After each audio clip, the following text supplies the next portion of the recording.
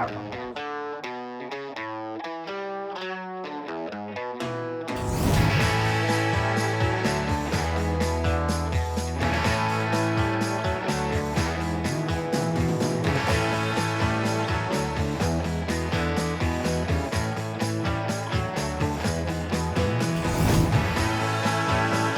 brand new water, so Watercraft is the #1 thing you have to think about. Short day session, so actually what I've done, 3 rods spread out, 3 different drops on them as well with regards to depth. So I felt it down, lovely drops on them, nice and hard. But then what I've done after to find out and explore is get the deeper Pro Plus out. Now, if I was using a marker float, to do what I've just done would have taken me probably an hour and a half. It's taken me 5 minutes with a deeper. 3 casts in 3 different areas and retrieved it back nicely, and I've seen that I've got distinct different depths, which is brilliant.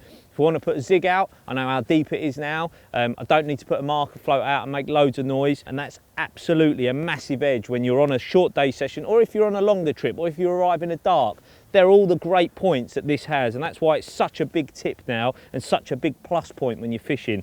Now, I've also got the rod holder. I used to get a mate to hold it or put it on a bucket, but you're going to get much better reception this way. And then finally, I've had loads of questions about people cracking off, if you like. Now, the reason they've done it, this is £200, you don't want to be cracking off. They've been using spod braid straight through, okay? That's 20 or 30 pound breaking strain. So always put on a braided leader. This is 30 pound armour cord. It's a thicker diameter, much better shock rating. The spod braids are nice and thin, but if you hit the clip with them hard and you've got it straight through, it'll just crack off. So put a leader on and you're going to be able to use this and fish it up to 100 yards, no problem at all. So there you go, top tip. If you're on a short day session or even a longer trip, get this out. You're going to find out a lot more about your swim very quickly. Well, this literally is one of the best tips I can give you, fishing right up to the end of May, to be honest. It's called a mini zig. Leg clip, I've got tubing on here because I've got sub braid on as main line, so that's to protect the flank of the fish and to stop tangles, but the zig is only about 2 foot, all right? That's why it's called a mini zig. So the idea is, in the early spring, right through to sort of mid-spring, fish are scooting around, seeing the sort of new natural food that's coming, and these are sitting just off the deck. So they're often swimming 3-4 foot off the bottom, and they'll see that, and they'll smash it. It's an absolute top winning method. I've caught so many big carp doing it. It's just a #1 go-to this time of year.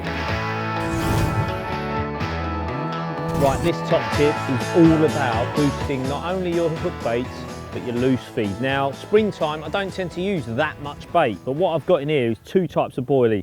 I've got the new Link fish meal, and then I've got the fibre, which is another prototype by Mainline. But in my hand, believe it or not, is a bottle of liquid that isn't goo. I've known Steve Morgan from Mainline for 22 years, and in that time, I've never heard him as excited as I have been about what I've got in my hands here. So this is a prototype liquid, which I'm going to coat these baits with.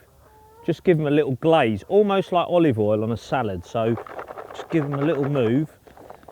And what I do with these, obviously, I'm not going to use loads and loads of bait this time of year. The idea is just to put a little bit of stink in. So when they're scavenging and looking, I've got little high attract spots, if you like, in the swim. So you could put a couple of spoms out over a rod, or what I'm going to do with these is actually just go down the bank and feed a little spot in the edge because it slopes off, it cuts off from here. Just put a handful in and then just flick a hook bait or lower a hook bait over the top and give it a couple of hours and see what happens. So that's the plan with this. So there you go, nice and glazy. This comes up with a big old cloud, and in Steve's words, it doesn't let off 1 million particles, it's letting off trillions of sweet, fatty aromas coming off the deck, some sinking, some's coming up, and it's going to create a lot of attention for the carp to home in on. So that's the idea with this. There you go, look at that.